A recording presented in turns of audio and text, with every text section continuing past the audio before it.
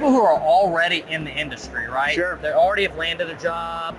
Maybe they're doing process control. They're doing some like engineering level, but they want to kind of explore a different option. They want to try to maybe navigate into maybe more automation related topics.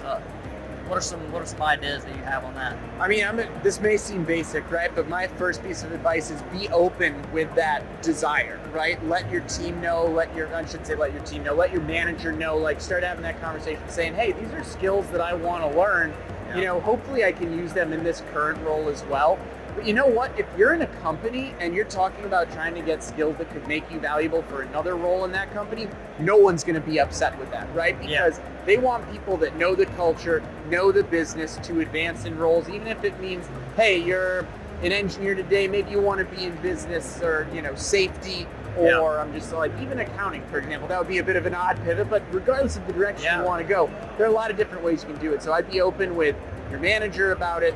You know, and I think that's when you're at a company, you want to make sure you're at a spot with a good culture, right? Because the last thing you want to be at is a spot that would squash you. Not right? promote, And you know what?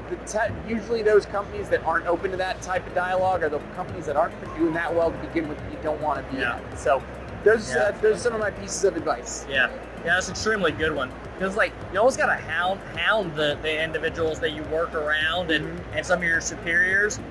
And then sometimes you even got to navigate around that, because sometimes there are cultures where like the people don't want to see you grow. Like an individual, a manager scared to share. You see that a lot with actually like technical skills. Like maybe this senior controls engineer, he doesn't really want to teach you different controls techniques that he learned. Maybe because he's working for his own job. So sometimes you have to kind of navigate around and find a different individual to give you that opportunity. Lots of different ways, lots of different personalities that you'll work with in your career to help navigate these things. I think the biggest thing though is you want to work for a company that values growth, values people, because when you're there, that's where you can do a lot of cool things in your career. Absolutely.